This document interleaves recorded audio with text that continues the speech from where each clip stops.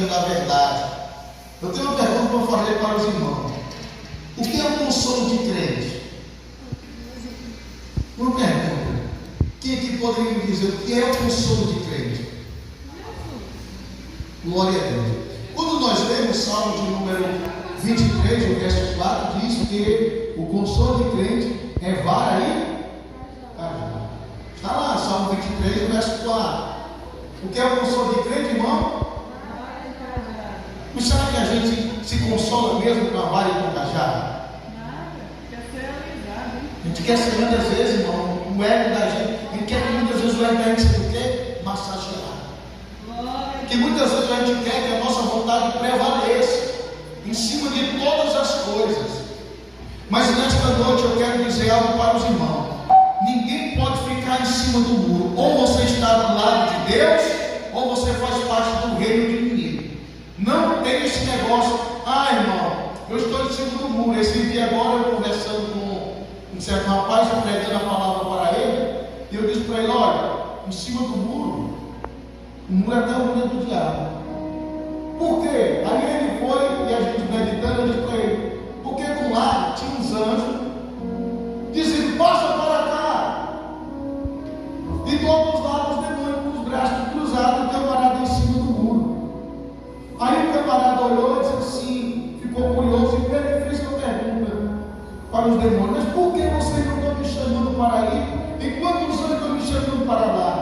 Aí os demônios disseram: para que nós nos chamarmos para cá, se o muro também é nosso? Os irmãos conseguiram compreender, irmão? Foi o que o demônio disse para ele: para que ele chamar para cá, se o muro é nosso? Então não existe essa de ficar em cima do muro. Ou estamos em Cristo, ou não estamos. Ou andamos em santidade, ou andamos em pecado. Ou andamos em fidelidade, ou somos infiéis. E no versículo 1 de Romanos, capítulo 8, nos diz assim: portanto, agora, nenhuma condenação há para os que estão aonde, irmão? Em Cristo Jesus. Tem aquele hino, né? Nenhuma condenação há para aqueles que estão em Cristo. Só que ele não conclui, não chega ao final do versículo. Porque o versículo ele vai continuar dizendo que não andam, que não praticam o desejo da carne, mas anda segundo o Espírito para a glória de Deus. Quem deseja andar segundo a vontade do Espírito Santo nesta noite? Mas para a gente andar segundo a vontade do Espírito, temos que abrir mão do nosso eu, da nossa vontade, do nosso ego e de tudo aquilo que nos afasta da presença de Deus.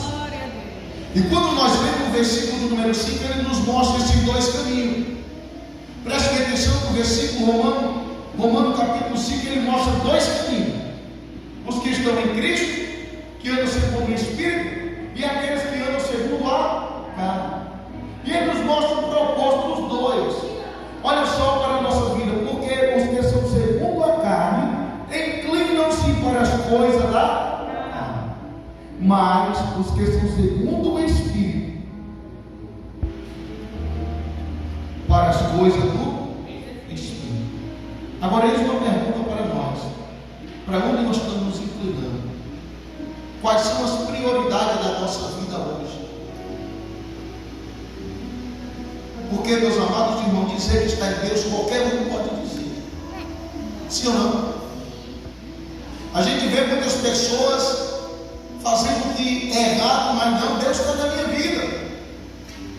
Só que a minha Bíblia é bem diferente. Que Deus está na vida daqueles que realmente confessaram o nome de Cristo e se arrependerem dos seus pecados para a glória de Deus. E aqui hoje eu quero falar de dois caminhos: um que leva para a vida eterna, uma comunhão perfeita com Deus, e o outro que nos leva para a perdição, e se morrermos nele, o inferno nos espera. Uma vez uma pessoa disse para mim: vai pregar, falar só sobre Jesus, tu fala muito sobre o inferno.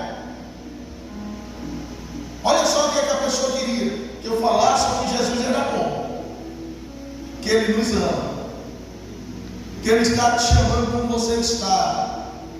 Mas ela não queria ouvir se ela continuasse no pecado e morresse nele, o inferno espera.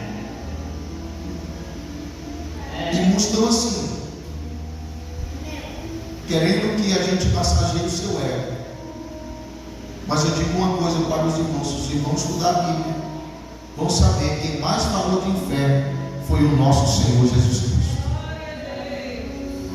que mais nos apontou o caminho do inferno, da perdição, foi Jesus. E olha só para nossas vidas, e Paulo vai dizer assim, porque os que são segundo a carne inclinam-se para as coisas da carne, mas os que são segundo o Espírito para as coisas do Espírito. Versículo número 6 diz assim, porque a inclinação da carne é o que, irmão?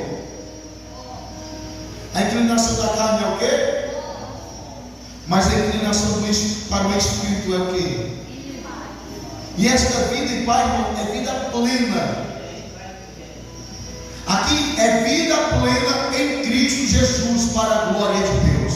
Quem quer ter esta vida plena em Jesus para a glória de Deus?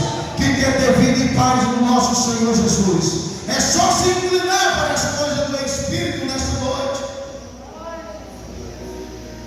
E olha só que eu trago o versículo 7 e 8, e é um dos versículos que mais causa temor no meu coração, porque vai dizer assim, porquanto a inclinação da carne é o que, irmão? Inimizade. Contra quem? Contra quem? Pois não é sujeita à lei de Deus, nem em verdade pode ser. Olha o versículo de número 8. Portanto, os que estão na carne, como é incompleto, irmão, não pode agradar quem? Olha o perigo que nós corremos. Mas o que são, meus